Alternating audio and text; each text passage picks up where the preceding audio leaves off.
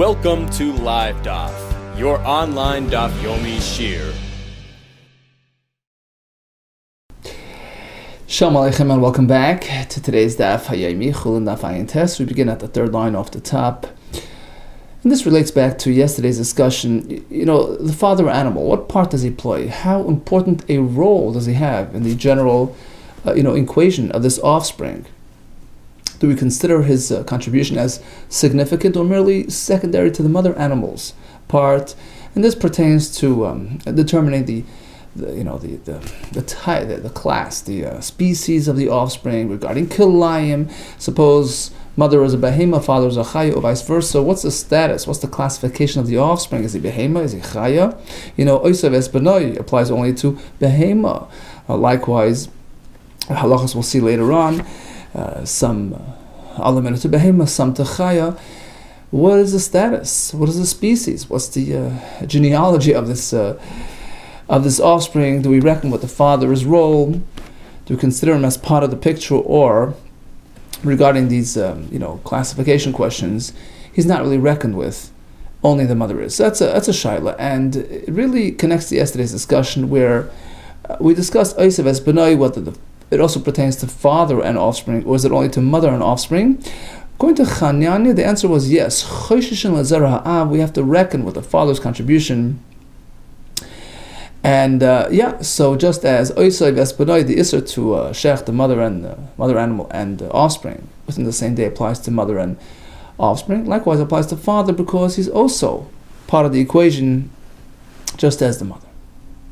And today we'll see how this discussion pertains to other halachas, other matters like kilayim, kisei hadam, matanes kahuna, etc.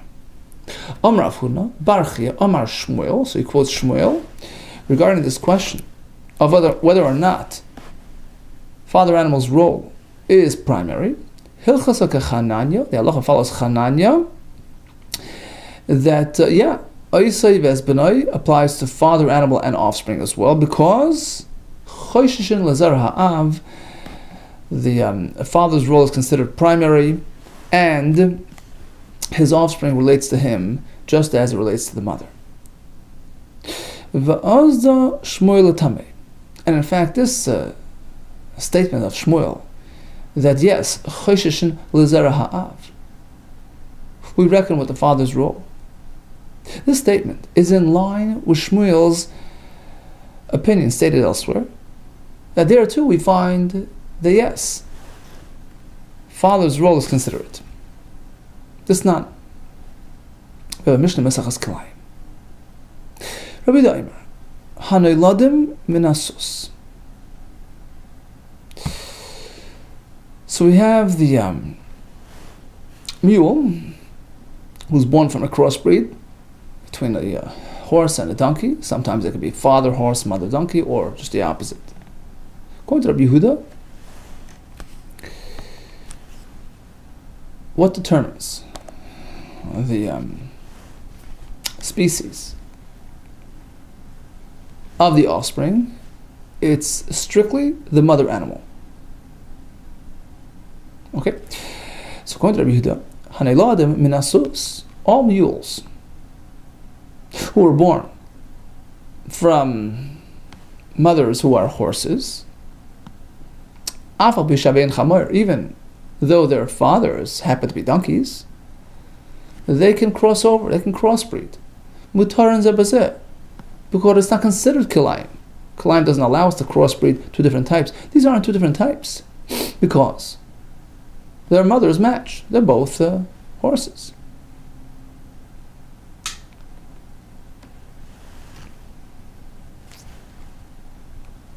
And as we're going to see later, there is a chiddush here, because you would think perhaps, each one of these mules has a horse element on account of his mother and a donkey element on account of his father. So perhaps the donkey element in this mule, which now breeds over with the other mule, so that donkey element will now cross over and be considered as though he's interacting with the father element of the other mule. They don't necessarily line up, right? We have two mules. Both have Mother horses, father donkeys. Who says the donkey element of this mule lines up with the donkey element of that mule? Maybe it crosses over. And it's considered like it interacts with the horse element of the other mule. So that would be room to think that it's not allowed, that there's an element of crossbreeding, kalayim. Says Rabbi Yehuda, no worries. At the end of the day, it's all about what the mother is. Both mules have the same type of mother. Haneladim menasus. Even though their fathers are donkeys, don't worry, they can crossmate.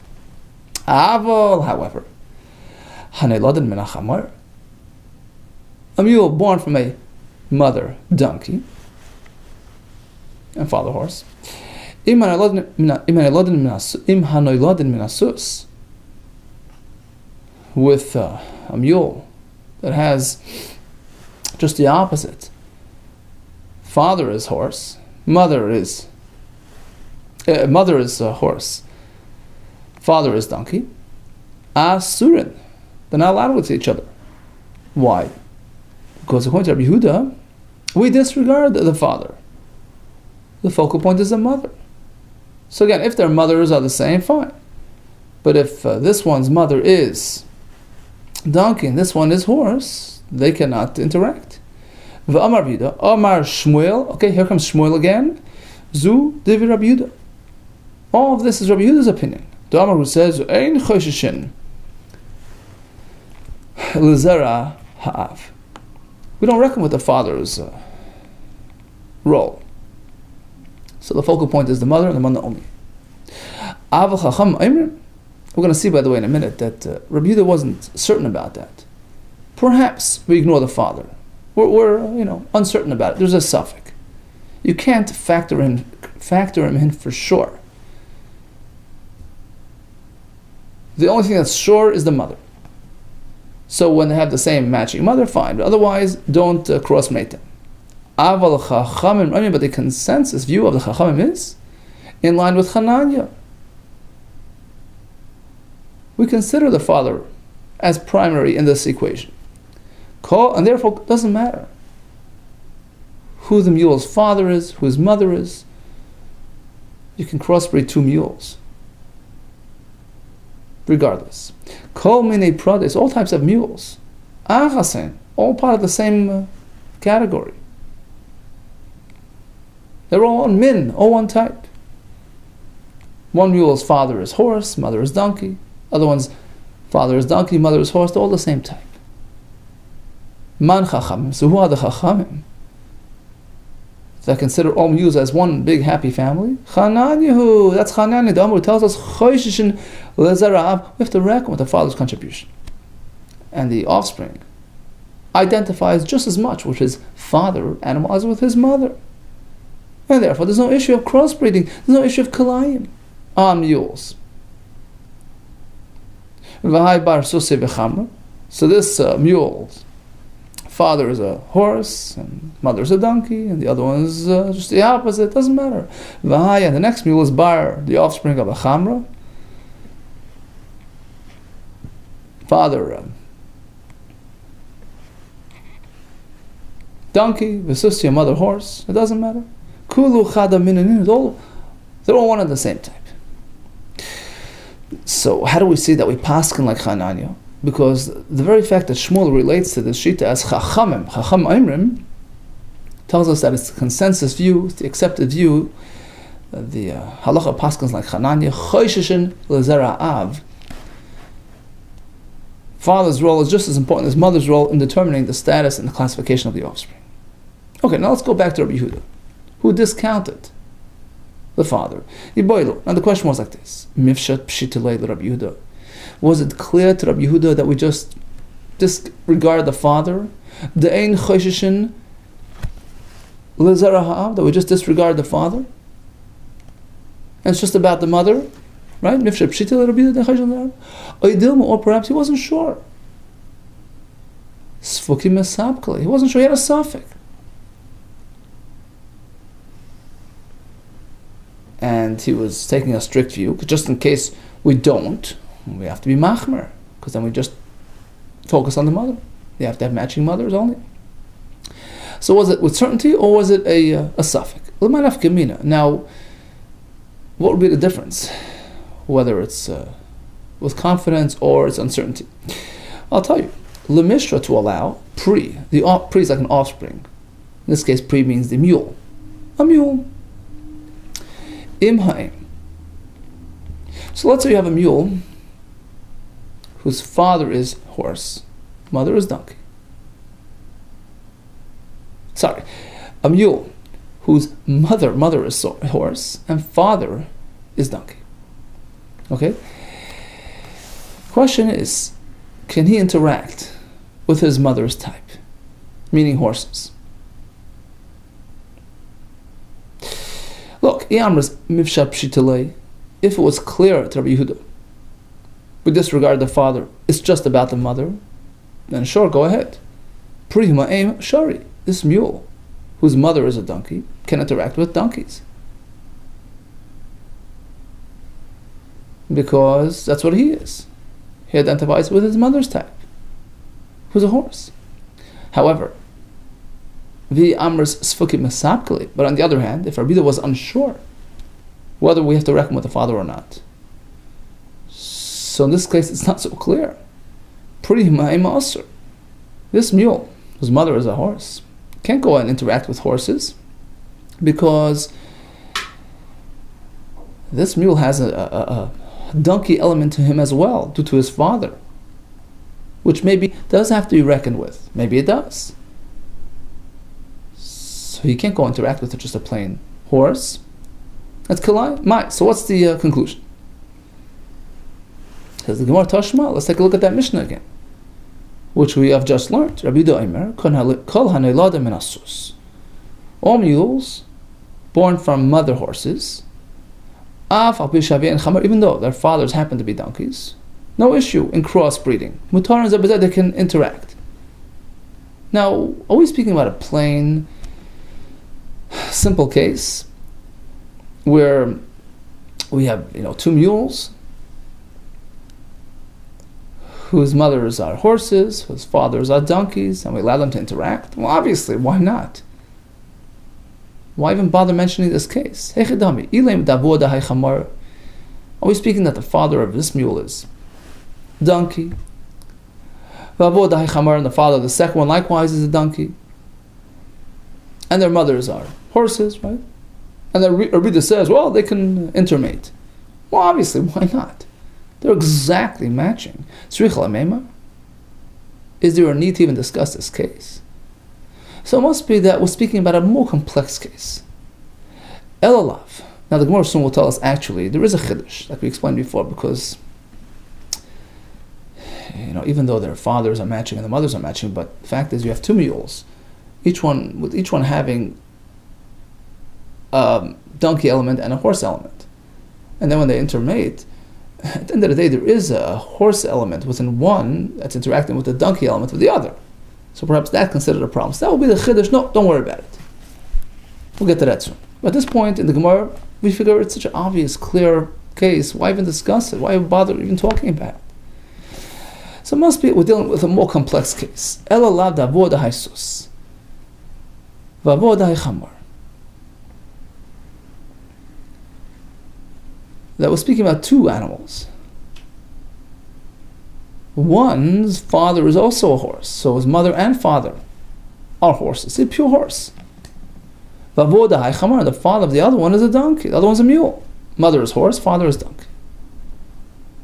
What does the Mishnah say according to Rabbi Yehuda? No worries. We ignore the fathers, discrepancy within the fathers. We focus on the mother only, which is a horse, and they're matching. The Mishnah says, Mutarim zabazeh, they can interact. Alma mifshepshitale, apparently Rabbi Yehuda is very confident, clear about this. We discount the father element. And since their mothers are matching, they're both horses, that's okay. So it's not a suffix, it's a vadai. Loi, no, says the one. Who says we're speaking about this type of case? No. Lo'ilam, certainly we're going back to a very basic case. They're matching on account of their fathers and mothers. Lo'ilam davod haichamar, vavod haichamar. Both mules have matching mothers, horses, matching fathers, donkeys. That's what we're talking about. There's no discrepancy whatsoever. As per your question, well, isn't this obvious? It's not so obvious, not so simple. There would be room to question this validity of this interaction. Perhaps I would say, after all, both animals here, right? Each mule has a double element within him. He has an element of horse and donkey. The other one likewise. So perhaps the horse element in one is going to interact with the donkey element in the other, and vice versa. That's a problem. Who says they perfectly line up? Maybe there is some sort of crossover. Perhaps the horse element in one will go ahead and interact with the donkey element in the other, and vice versa. Betzad chamor, and the donkey element in this one, mishtamash b'tzad sus, is going to be lining up with the horse element in the other one, and perhaps that's forbidden. It's considered crossbreeding. There's an element of crossbreed. Kamashmon comes every day and says no. We don't look at it as such. Each mule is it's a conglomerate of horse and donkey element within him. It's not like they're standing separate and distinct, and you have to be concerned about crossing over. Each one is a mix. It's a new type of breed. It's a mix. It's an entity. That is called mule. In which case, as long as their fathers, as long as their mothers are matching up, the fathers are matching up, we have no issue. Okay, so we haven't really concluded on our question. We know that, according to one opinion, Chananya, which is Shitas Chachamim, Choishishin L'Zera Ha'ab, we certainly reckon with the father's role in terms of determining genealogy, species, classification of the offspring. However, Rabbi Yehuda doesn't seem to adopt that approach.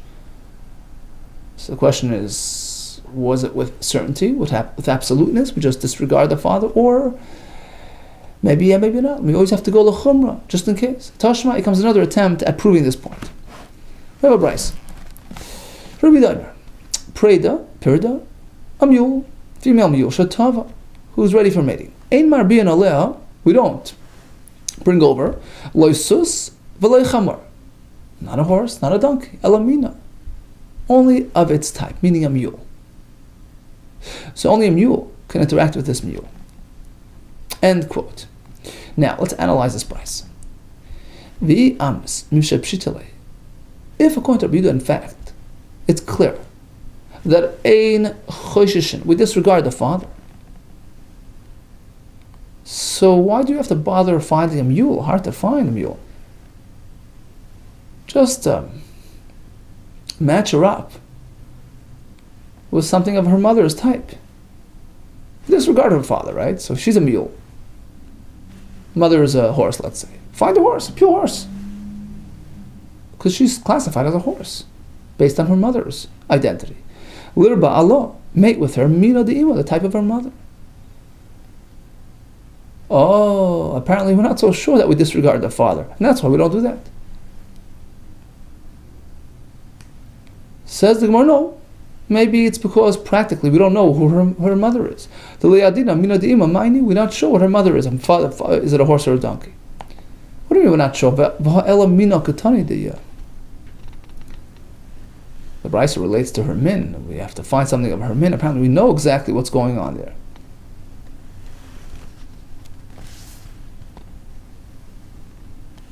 Right? We're saying that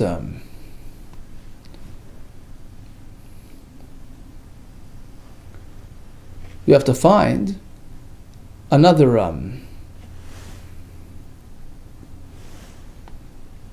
mule that has the same matching mother as this mule, right? Well, if you don't know who her mother is, how can you do that? It says you have to find the same exact type. The brayso means like this. You're right. We don't know what's going on in her history. We don't have her, genealogy, and it's exactly where we're stuck. The brayso means like this.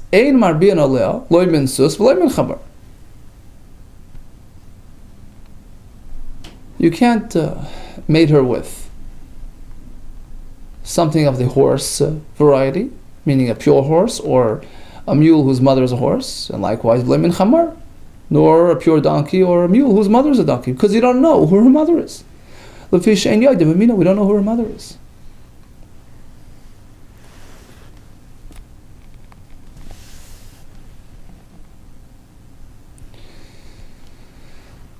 Okay, so if we're not sure who her mother is, that explains why we're stuck.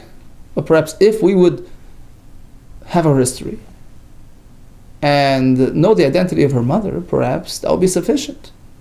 Perhaps we would disregard the father. So basically, we're not sure if he had a mind.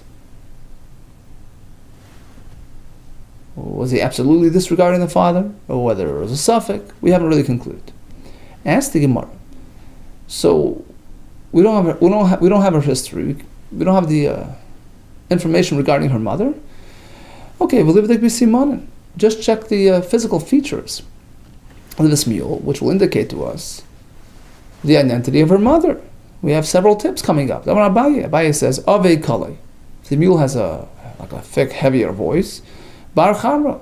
That sounds like a donkey. He's the son of a donkey mother.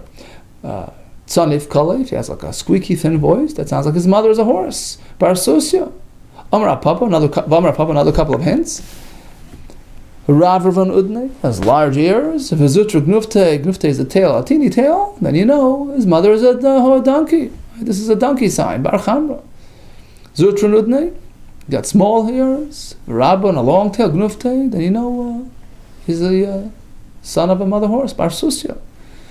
So what's the big deal? Just determined by way of these physical features. My skin was speaking about a mule who was in trouble. Doesn't have any sound. Doesn't have any speaking abilities. Missing ears, missing tails. My skin with Elemis, a mute mule. Vigidemis, trimmed up, no ears, no tails. Okay, so that's not going to get us too far. My Havela, what's our conclusion regarding this question? Was Rabbi Yehuda absolutely discounting the father, or did he have a suffix? You have to reckon with all possibilities. My Havela, Tashma, comes a raya. The Amar Rav Huna, Braid Rav Yeshua. Hakol Moedim. All agree. But Pri is the offspring, the mule. Im ha'em sha'asra. So suppose you have the mule, whose mother is a horse, father is a donkey. He cannot interact with the type of animal like his mother, with horses. The fact that Rabbi Yehuda agrees to this halacha, Shmamina, what does that tell us? In fact, he wasn't sure whether we have to reckon with the father or not. Shmamina Sapuki Misapkali wasn't sure. And therefore, in this case, you can't just disregard the father. Because otherwise, if we just discount the father, then ignore him. As long as they have matching mothers, that's okay. Obviously, he's not sure. Shmamina, and that proves our point. Okay, so at this point, we have two opinions. Do we reckon with the father's role regarding establishing the identity of the offspring? Hanania says absolutely yes, and according to Rabbi Yehuda, it's a suffix. We always have to reckon both ways. Amar le Rabbi Abba. So Rabbi Abba told his helper Lashame, Kima'ilasli, could Niyaisa, when you go and you hitch up you bring in the mules, Berispik, hitch them up to the wagon that's going to be carrying us, please make sure that you bring of the same type. You're not allowed to hitch up two different types of animals to the same wagon. Ayin, pay close attention. Make sure lahanach the dami lahadadi, those that are similar, same type, vaili, and bring them in and use them by way of observing the physical features, as we said before, the tails, the ears, etc. This way you'll know exactly that they're, have matching mothers. Alma kasavar, apparently because he holds a nechoshishin zera'av. We don't necessarily discount the father. Sorry, we don't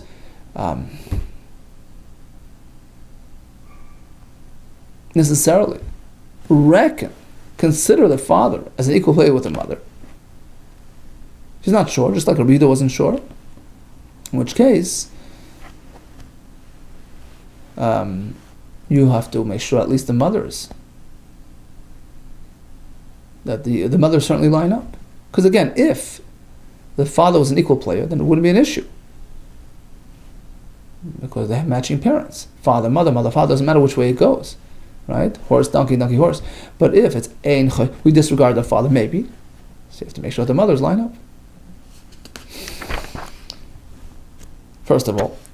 Number two, we turn to Talmud Bavli. V'simanu d'oraisa. This is another point. That min ha-Torah, we're allowed to, this is min ha-Torah, relying on these siman and these physical features,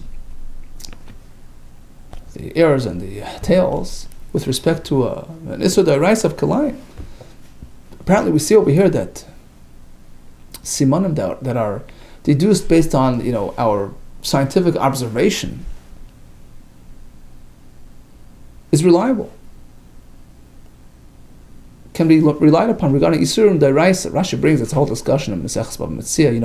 We find a lost item, fellow comes and gives us a siman, we give it back to him. So we're not sure, is it only midrabanan that we can rely on this? And the Rabbanan have the ability to allocate, when it comes to financial matters, based on their discretion. So they can determine, okay, a siman is enough to conclude that he's the owner and rightful owner, he gets back his item. But regarding isurim d'oraisa, like kalayim, who's to say that we can just simply rely on simanim, which aren't, mentioned in the Torah? There's nowhere in the Torah which says a short tail is a donkey. Rather, it's just something that we concluded based on our visual observation of animals, and so that's enough for us to go on, even regarding d'oraisa. Okay. Continues the Gemara on this topic. Tana Rabban, oiseves b'noi noyeg b'kalayim uba kvi. Some call it kvi, kai, kevi. So kalayim is a crossbreed between two types of behemoths, right? A goat and a sheep, etc. Kai or kvi or kevi is a crossbreed. Rashi says between a behema and a chaya, a tayish, which is a goat, and a tzviya is like a deer, which is of the chaya family. So this is different than the kai mentioned elsewhere in Shas, which refers to some sort of exotic, unknown species, some sort of animal, which is a suffix. Whereas in this Gemara, we're speaking about a pretty simple form of a kai, a crossbreed between a behema and a chaya. And these shittas that we'll learn today hold that you can crossbreed. According to some shittas, there's no way to generate offspring by crossbreeding a behema and a chaya. According to our Gemara today, you can, and that's exactly the kvi that we're talking about. So kalayim is a plain crossbreed between two types of behemoths, and kvi between behema and chaya. The question will be, what's the status of this kvi? Is it behema? Is he classified as a chaya? Oisav es benai only applies to behema. The pasuk says, "Shoy roiseh," right? Oisav es benai lo yishchad b'hem echad. That's only a behema type, not a chaya. Chaya is not included. So is this kvi a behema and subject to the halachas of oisav es benai, or perhaps it's like a chaya, is not subject to these halachas? We'll have it regarding kisei hadam, right? If you shecht a chaya, its blood needs to be covered with soil. Not so a behema. And the question is, what's the status of a kvi? Is he a behema or chaya? We have matanis kahuna, which is the gifts of the that's allocated to the kohen. There's royad l'chayim v'keva, parts of the animal that only applies to behema, not to chaya. Again, what's the status of the kvi? We're going to discuss all that in the upcoming Gemara. Tana Rabbana once again. Oisav es benai, the halacha oisav benai, noig b'kalayim kvi applies to a crossbreed between two behemoths and also a crossbreed between behema and chaya. That's the shita of the chacham. Rav Lezer Eimer, it depends. Kilayim haba min ha'ezul min ha'rachel. If it's an inter-behema crossbreed between an ez and rachel, goat and a sheep, yep, oisai vesbenoi, that halacha is not way applies to him as well, because either way he's a behema. But a koi, which has an element of chaya to him, no, ein oisai vesbenoi noigway. That's not subject to vesbenoi. Okay, what exactly are we talking about? What type of crossbreed? Amar Rav Chisda. Comes Rav Chisda and explains for us. Which kvi was up for discussion here? Ezehu kvi shenechel k'bay Rav Lezer Chacham. Which kvi are we talking about? That was subject to the machlokes just mentioned. Zehaba min ha'tayish u'min ha'tzviya. We're speaking about the following type of crossbreed. So Tayish, a type of goat, who interacted with a tzviya, female tzviya, a deer or whatever, which is a chaya. So always in the Gemara, the first one's going to be the father and the second one the mother. Tayish to a tzviya. Says the Gemara. Hold it. Hechidayim. Could you explain to me what's going on? Ilema. Are we speaking b'tayish habal tzviya, a tayish with a tzviya, v'yolda, and they have an offspring? And what did he do wrong? He shechted them both on the same day. Because shachad law, he shechted the mother animal, the tzviya, which is a chaya, ulabra and her offspring, the same day. That's not up for discussion. There's no chiyuv there. Oisav es benoi. Vam Rav Chisda. Rav Chisda himself told us. Hakal moedim all agree in this case. He's exempt. Behi tzviya. If the mother was a chay, ubna tayish, and the son, the offspring, was somewhat of a behema, like in this case, shepater. It's not subject to oisav es benoi. You know why?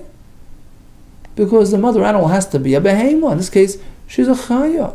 Se ubenoi amar achmana. Torah specifically refers to a se, sheep, and its offspring. As opposed to a tzvi, a chaya, and her offspring. Of course, it's not relevant in this case. Ella must be like this. It's the opposite. Father was animal, and the mother was a behema. Ella b'tzvi habalat yasha. It was a tzvi interacting with a female goat. And they have an offspring. Oh, because shachad olabra and he shechtadi behema mother with her offspring. Again, that's not going to work. But Amar, Rav Chisda himself explained to us. How come Moedim all agree? In this case, he's liable. Behit yash obnot tzvi. The mother was a behema, and her offspring was somewhat of a chaya on account of his father. Shechayiv, of course he's liable. Why? Se Amar Achman Abnoi Koldu. Pasuk says se, right? Se oisev es benoi. Se means the mother is a behema. Amar Achman ubnoi Koldu, and the offspring, even if there's just an element of behema. Just as ubnoi, any offspring of a behema, even though he has a father element to him on account of, he has a chai element on account of his father, it's irrespective. It's irrelevant. So again, what's our discussion? What's the machlekes about? In this case, he's certainly pater. In this case, certainly chayiv. Oh, as I must be, we're speaking about the next generation, the grandchildren. Lo'ilam must be like this: b'tayish habalat tzviya. Behema is the father, tzviya is the mother, chaya, v'yolda bas, and they have an offspring, a bas, female offspring. A bas yolda ben. And then there's another generation. Rashi says ben over here doesn't mean dafka ben, means they had a grandchild. So we have the grandparents, a tayish with a tzviya. We're going to disregard that right now. We're not going to deal with that. And then we have the child of this interaction is a mixed breed, right, between behema and chaya. And then there is a grandchild.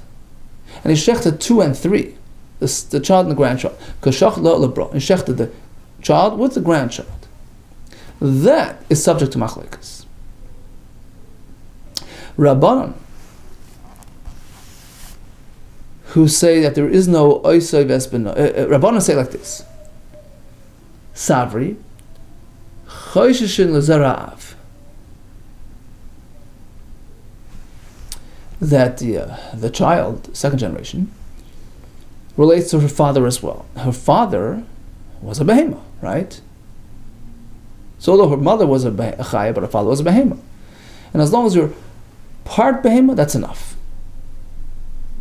Right? So there's 2 issues here. Do we reckon with the father? Yes. At least we have to take it into account. As a suffix, right? That's what we're going all along. We're going with the sheet that is a suffix now. And being partially behema, that's enough for it to be subject to the halachas of behema, oisav es benoi, and etc., etc.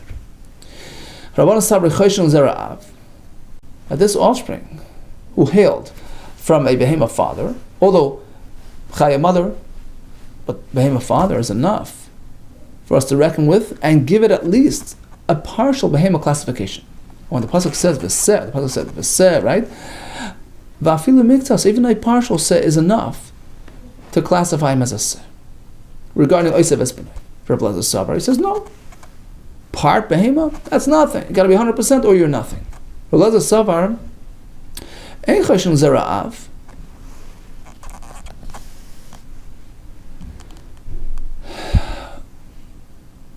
we disregard the father's contribution. So the offspring just relates to her mother, who's a chaya. In which case, she's not even a partial seh. We don't say mitzvah because she's not even that much. We disregard the father. So according to this early stage in the Gemara, we're thinking that the machlekes is really linked with that previous machlekes back on Amar Aleph. Do we reckon with the father or not? Rabbanan seems to say yes. Rabbi Elazar says no. Says the Gemara. So why are we having this whole complicated case here? Just they could have just discussed and argued a very simple case. They could have had the same machlekes the Chanani Rabban we had yesterday. Whether in general, Oisav es Benai is just mother and offspring, or even father and offspring. General machlekes, and the question tied into this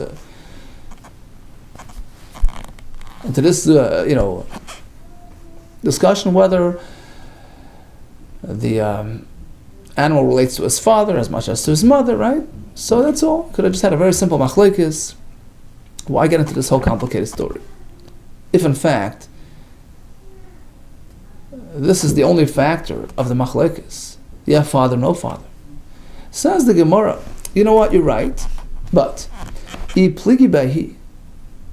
they would only discuss that question, whether Oisav es Benai in general applies to father animal as much as mother animal, I would think, yeah, the Rabbanan reckon with the father, but let's say it's only miktsas seh. The animal only has an element of behema. Would that work? But in our case, where it's a crossbreed, I feel Rabbanan would agree that it's not subject to the halacha of Oisav es Benai, because since on account of his mother he's a chaya, part seh doesn't give you a behema classification. The seh, we don't say partial seh is enough. Kamashman, that's why they focus their machlekes on this type of case. We have a mix between behema and chaya. And now we know two things. First of all, yes, we have to reckon with the father. And number two, a partial behema identity is enough, is sufficient for the application of the din of Oisav es Benai. Says the Gemara. Okay, good. Let's move on. What about the next mission? And this is regarding kisui hadam, right? As we mentioned, person shecht chaya, the blood has to be covered with soil, and this is limited to chaya. Only chaya has it, not behema. Says the Mishnah. What about on Yom Tiv? Right? So, yeah, if you shecht a chaya, you have to, take the dirt and cover the. But a kai, which is this crossbreed between behema and chaya, which is in a perpetual state of uncertainty, there's a suffix. Is he a behema, which is exempt from kisui adam? Is he a chaya, which is liable to kisui adam? What do we do on Yom Tov? Do you pick up the dirt? It's muktzah if you don't need it. Kai ain't shecht noisa b'Yom Tov. You can't shecht a kai on Yom Tov. We don't want to run the risk of doing muktzah. We don't. Vim shachta. Let's say he did shchita. Ein mechasna as dam. You can't do kisui adam. Because if he doesn't need kisui adam, then it's just moving muktzah for no reason. So let's analyze this halach. Ma'askin. What type of kai are we talking about? We have all kinds of variations, right? Ilema b'tayish habalat tzviya. Always speaking that the first one is always going to be the father, second is the mother. Tayish is the goat. Habalat tzvi interacted with a chaya. We have this offspring. Well, guess what? This wouldn't be a question. Of course, it needs kisui adam, because the mother is a chaya, and certainly the offspring relates to his mother and is classified as a chaya. Bein l'Rabbanan, whether according to Rabbanan who reckon with the father as well, ubein Rabbi Elazar who disregards the father, l'shchit v'lichsi, in this case that his mother is a chaya. Of course, do shchit and cover. He's a chaya. Why? Because even if you say that he's only a part chaya, not a complete chaya, but the pasuk, which speaks about kisui adam, says tzvi. The cover of tzvi is dam. I feel like says even if he's a partial tzvi, it's enough, and he's a partial tzvi. So what's the issue? Ella must be that it's the opposite. Ella but tzvi habalat yasha. It's a tzvi that interacted with a female behema. We all don't have this offspring. Again, we're not sure what's going on. Ilu Rabbanan, according to Rabbanan, who factor in the father. Okay, his father was a chaya. And so we see l'shchet v'lichse shecht and cover the blood, no problem. Either Rab Lezer, who says we disregard the father who's a chaya, so he relates only to his mother, who is a behema, so he certainly does not need kisei adam. So be my guest, l'shchet shecht and and don't cover it. There's no uncertainty here. It's one or the other. Says the Gemara, you know what? We're not really sure. We're talking about this most recent case that we just mentioned. Father was a tzvi, the mother was a tiyasha. The Rabbanan, sefuki mesapkelu. The truth is, Chachamim were not absolute about this. They weren't sure whether we disregard the father. Like we said before, it's a suffix. Whether or not we reckon with the father. Whether we reckon with the father or ein choshishin. And this mission is the Chachamim, expresses the Shita of the Chacham who are not sure. In which case you can't take chances. You can't ishchut on Yontif. Because do we reckon with the father who's a chaya, which would trigger kisei adam, or do we not reckon with the father? In which case it's only according to the mother who's a behemoth. So we don't want to move around the dirt unnecessarily. So you can't do shchita. Okay, so once we've established, according to the Rabbanan, there's a suffix, whether we reckon with father or not. Let's assume that they're disputant, Rabbi Lezer. If there's any machlekes, it must be that he's arguing this very point. He holds that we certainly do not reckon with the father. It's not a suffix at all. It's clear. The fact that according to Rabbanan there's a suffix, whether or not we reckon with father, regarding establishing the status of the offspring animal, it must be the Rabbi Lezer pshitale. According to Rabbi Lezer, it's clear that we do not reckon with the father. I mean, otherwise, what's the machlekes? So if that's the case, let's move on to the next brisa, which discusses a different halacha that pertains only to behema. So a person shechts a regular behema, he has to gift the kohen with the forearm, with the chayayim, the cheek area, the keva, the stomach, and that only applies to a behema. So how do we explain the following brisa? Hazroya, v'alachayayim v'keva. So the gifts that are given to the kohen, we'll call it matanis, right? Lehagim b'koy v'kalayim. It applies to a kalayim, which is a crossbreed between two behemoths, and also to a koy, which is a crossbreed between behema and chay. So it does apply. Rabbi Lezer Omer, it depends. Once again, he's in disagreement. He says kalayim habam and ezman arachel. It's a crossbreed between two types of behemoths, goat and sheep. Yeah, chayv matanis, he's chayv matanis, because he's a full behema, from either side. But bekoi, if he's a mix between behema and chaya, pater ben matanis, he's exempt from matanis. That's the price. Let's analyze and define what type of kaya we're talking about. B'mayaskina. Are we speaking ilema? Are we speaking b'tayish habalat tzvia? Mother is a tayish, a behema. Father is a chaya. We all don't have this offspring. Okay, bishlema, little Rabbi Lezer the pater. I understand why Rabbi Lezer exempts him from matanis, which apply only to behema, because he holds we totally discount the father with absoluteness. Okay, so all we have is the mother, who's a chaya. Kasavar. He holds it's not even a partial animal, behema anymore. Sev, I feel like I said the drasha that we had before that includes even a partial behema is not applicable in this case because he's not even part behema. All we have is the mother as a chay. Because that's el rabban, b'kon to rabban that apply matanis kuna in this case because they consider it a behema. Neither can savri sev. I feel like I said. It's true that typically even a partial behema is considered as such. But here, the mother was a chaya, right? Only the father was a behema. Now, we've already concluded, according to Rabbanan, we're not so sure to what extent we reckon with the father. It's a suffix. So, bishlei mepalga lo yoyevle. It's very clear that half of the matanos he does not owe to the kohen. Why? Because the half of this offspring is certainly a chaya on account of his mother. So 50% of matanos he's exempt from. Okay, so that's clear. Idach palga, what about the other half? Chacham seem to say that he has to pay the other half. Why? Why? Because of his father? But we're not even sure whether we reckon with the father, whether he's included in the equation. Lame or lay, so the owner of the animal can tell the kohen, listen, as soon as you prove it, I'll give it to you. Right? I see raya.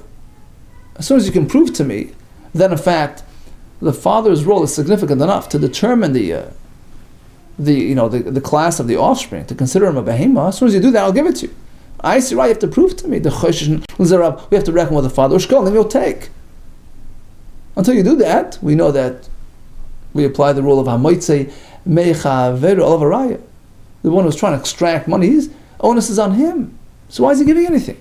Why is he paying anything? Elosa, it must be like this. That the scenario is reversed. Ella b'tzvi habalat yash. Father was a chaya tzvi, mother animal was a tyasha behem. Behold, and they have this offspring. Okay, let's see how this works. So according to Rabbanon, who have a suffix whether we reckon with the father, right? Even if we do reckon with the father, who's a chayav, but at least on his mother's side he's a behemah, so he's 50% behemah. My chayav, so when the Brisa says he has to pay up, it means half of the matan, b'chatzi matanis on account of his mother. Rabbi Eliezer, according to Rabbi Eliezer, who absolutely disregards the father's contribution. So this kid over here is totally a behemah on account of his mother. L'chai b'kulu, that the owner have to pay the whole thing. B'kuli matanis, on the entire matanis. Why is Rabbi Eliezer exempt him from matanis altogether? Says the Gemara, you know what? You're right. They change it again. L'olam b'tzvi al-balat yash. We're speaking, the father was a chaya, mother was a behemah. Behold, and they had this offspring. Okay, so we've already explained, the Chachamim's position very well. That he has to give 50% on account of his mother. Great. Rabbi Eliezer, nami sefuki misapkale. Here it goes. Don't think that according to Rabbi Eliezer, we absolutely discount the father. No. Unlike what we said earlier. Rabbi Eliezer is also not sure. Just as the Chacham aren't sure whether we reckon with the father, Rabbi Eliezer also has the same suffix. So in a minute we'll see if that's the case. They're both on the same page. What are they arguing about? We'll see in a minute. With a summary chart coming up, not to worry. Rabbi Eliezer, he's also not sure whether we reckon with the father. Whether or not we can consider the father as part of the equation. Says the Gemara, okay. Once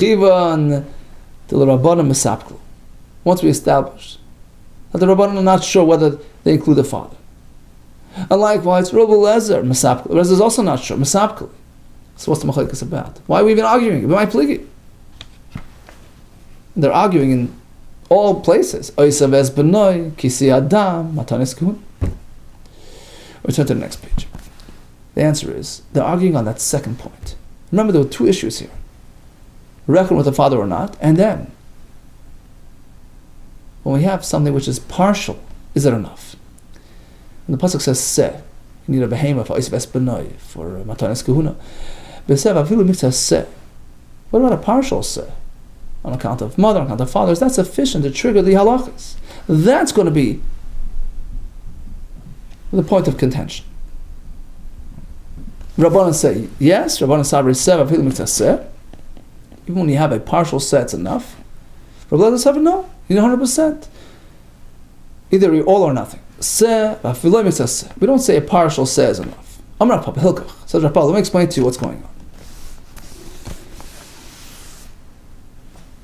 We've concluded that according to Rabbi Eliezer and the Chachamim, there is a big suffix whether we consider the father's contribution as primary as the mother.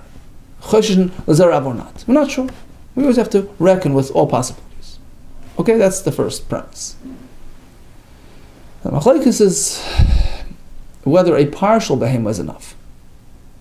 So let me explain to you all the different cases. Oisev es benoi, kisi adam, and matanis kahuna. Amar Papa Hilkach. Therefore, le'inyan kisi adam, regarding kisi adam, umatanis, and regarding the matanis kahuna, loy mishkachas. The only way this works out, the only way we have a shaila and a machlekes, is as follows: Ela b'tzvi habala tiyasha. Tzvi is the father, tiyasha is the mother. So a chaya with a behema mother, and we have the offspring. The bein rabbanon, bein Rab Lezer, according to both opinions, misapglu. They're uncertain. I chashashin lezara ha'avalei, whether we reckon with the father or not. Meaning, if we do, then he's partially a chaya. If not, then he's completely a behema. The machlekes revolves around whether seh requires a full 100% seh or even a partial seh. So that explains both those halachas. Regarding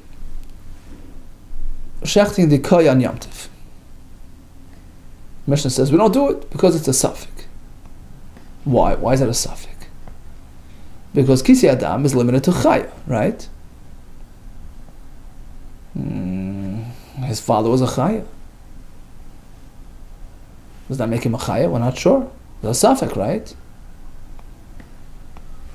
Now, if he's partial chaya, that's okay, because partial is enough. But maybe we ignore the father. We only reckon with the mother, who's a behema. There's no kisi adam. And that's why we try to avoid it. Whereas according to Rebbe Lezer, it wouldn't be a problem, because according to him, partial chaya is not sufficient to trigger any halachas. At most, this crossbreed is a partial chaya. There's no kisi adam, shechtem ayativ, and ignore the blood. So that's regarding kisi adam. Next, regarding matanis kahuna, again we're speaking father is a chaya, mother is a behemah. Rebbe Lezer says, forget about matanis kahuna, because even let's say we reckon with the father, then he's only partial behemah on account of his mother. If we disregard the father, then he's a full behemah, and he's chai b'matanis. But otherwise, if we reckon with the father, who's a chai, then he's only a partial behemah. Partial behemah is pater. Rabbanan say, no. Even as a partial behemah, you have to pay at least half.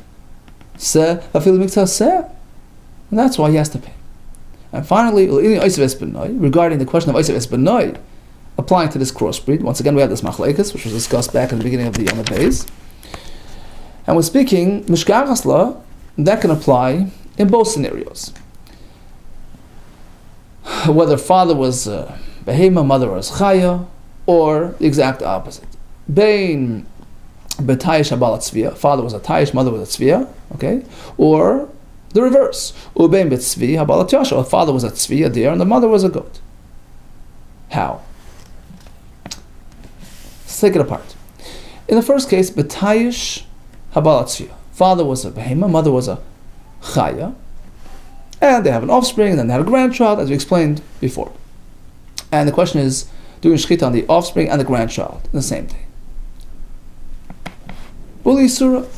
And the question will be whether it's allowed. There's no malchus here. We'll see soon. Malchus is only when you can be sure. Bezdin can only punish when you're sure that it's asur. Here we're not sure, as we're going to see.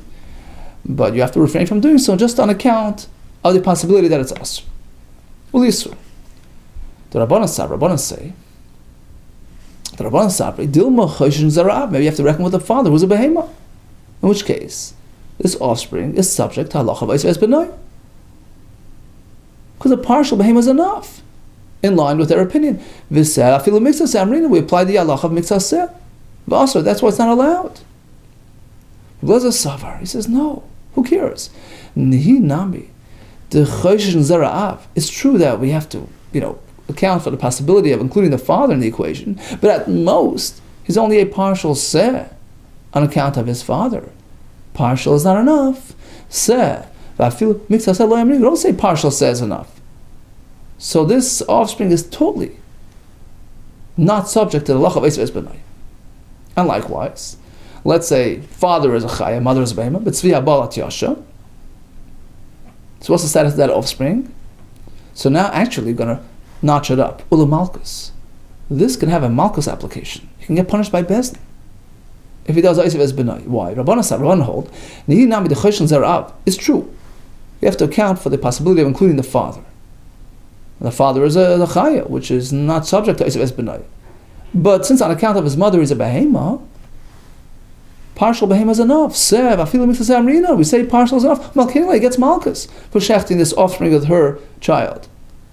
Rabbi Savar says no. Isur Ika, it's true, you're not allowed to do this, but there's no malchus. Malchus leka. You know why? Isur Ika, it's asur. Dilma ein choshen zara. Perhaps we have to discount the father because we're not sure, right? In which case we only focus on the mother, which is a behema. V'hai sen, this offspring ma'alyu is a semali, is a perfect behema. But there's no malchus because we can't be sure. We can't punish him. Malchus leka. You can't do malchus because maybe you do reckon with the father, which interferes. So that chaya element will interfere with the behema element. So it's no longer a complete behema, in which case it's exempt from Oisav es Benai. Malchus leka. Dilma choshen zara. Perhaps you have to reckon with the father, who is a chaya, in which case this offspring is only a partial behema on account of her mother. V'seh. We don't say part. We don't say part is enough. Okay, let's just recap this conclusion.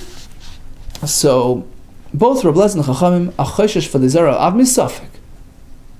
This is in contrast to Hananya, that we are certainly going to reckon with the father in terms of determining status of the offspring, but the consensus view, the Rabbi Yehuda, the Chachamim, Reb Lezer, are not sure.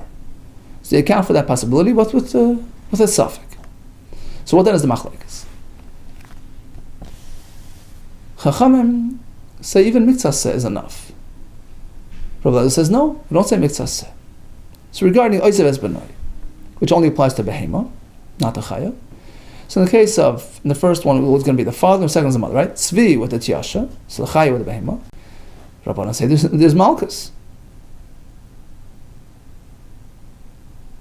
Why is there malchus? Because on account of the mother, he's a behema, and even a partial behema works. According to Rabbi Lezer, you can't get malchus. Partial is not enough. It's asur because maybe we disregard the father and he's really just a behema, but we don't know, so you can't get malchus. Next case, father is tayish behema, mother is tzviya, which is a chaya. Go to Rabbanan. It's asur because maybe we reckon with the father as a behema. But you can't give malchus because we don't know. According to the Rebbe Lezer, there's no issue of Oisav es Benai. At most, he's a partial behema on account of his father, and that doesn't really work very far. Next case, Kisvi Adam, which only applies to a chaya. So in a case where the father was a chaya tzvi, interacted with a tiyasha, which with a behema, according to Chachamim, it's a suffix. It's a suffix. Because do we reckon with the father to give him chaya status or not? So it remains as a suffix. According to the Rebbe Lezer, no. There's no Kisi Adam. Because even if we reckon with the father as a chaya, but it's only a partial chaya, it doesn't qualify for Kisi Adam. Next, Matanis Kuna, which applies strictly to behema. So we have a case of a father which is a chaya, tzvi, interacted with a behema mother, tiyasha. According to Chachamim, he certainly has to give half the matanis on account of the mother. According to Rabbi Lezer, partial behema is not enough.